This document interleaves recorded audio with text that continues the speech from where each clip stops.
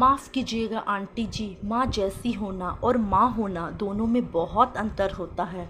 गलतियाँ तो पहले भी होती थी पर माँ समझाती थी, पर यहाँ मम्मी जी ढिंढोरा पीट देती है। दोपहर में राशि खाने की तैयारी करके सास गायत्री जी को बुलाने गई। देखा गायत्री जी फ़ोन पर बेटी से बातें कर रही थी। आज भी दाल में नमक फीका है और आटा भी अच्छे से नहीं लगा है। राशि सोचने लगी, मम्मी जी ये बात तो मुझे भी बता सकती थी। राशि की अभी अभी शादी हुई थी, सो उसे ससुराल में सबके टेस्ट के बारे में पता नहीं था, तो हर काम में उससे थोड़ी मोड़ी गलती हो ही जाती थी। ऐसे भी एक परिवार से दूसरे परिवार में जाने के बाद कोई भी तुरंत वहाँ के तौर तरीके अपना नहीं ले पाता है। राशि से गलतियाँ मायके में भी होती थी, पर माँ आकर समझा देती थी। पर गायत्री जी उसकी गलतियाँ सारे घर वालों को सुनाकर ही दम लेती थी। गायत्री जी की सहेली नीलिमा आई। गायत्री जी अपनी बहू की बुराई करने लगी।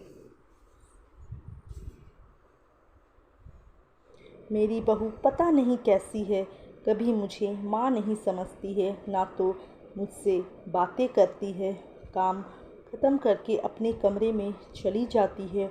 और ये देखो घर कितना फैला हुआ है, कोई काम ढंग से नहीं होता है उससे।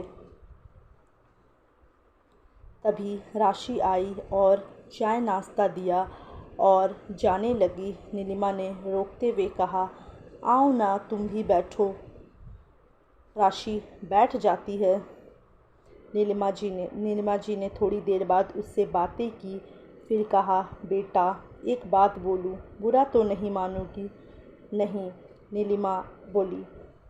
आशु राशि का पति और तेरे पापा जी तो सुबह में ही ऑफिस चले जाते हैं, तुम दोनों सास बहू साथ रहोगी तो किसी को अकेलापन नहीं लगेगा।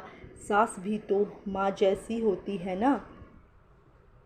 माफ़ कीजिए आंटी जी, राशि बोली। माँ जैसी होना और माँ होना दोनों में अंतर होता है। गलतियाँ तो पहले भी होती थी पर माँ समझाती थी, पर यहाँ मम्मी जी तो ढिंढोरा ही पीट देती है। गायत्री जी गुस्से से बोली, मैंने किसे कहा है? राशि बोली, मुझे छोड़कर सभी को।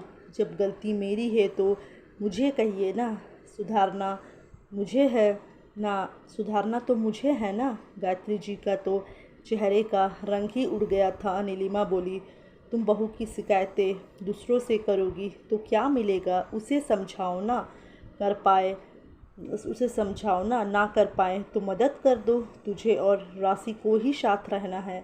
गायत्री बोली, सच कहती हो, बहू को नीचा दिखाने के चक्कर में मैं भूल ही गई कि वो बेटी जैसी है। राशि से बोली, बेटा आगे से ऐसा नहीं होगा, मुझे माफ़ कर दो। राशि अपने सास को माफ़ कर देती है। तो दोस्तों ये एक छोटी सी कहानी थी, कैसी लगी आप लोग को? अगर अच्छी लगी होगी तो वीडियो को लाइक ज़रूर करें और चैनल पे नए हैं तो चैनल को सब्सक्राइब करना ना भूलें। इसी तरह की अच्छी अच्छी कहानियों के साथ मिलती रहूँगी आप लोगों के साथ।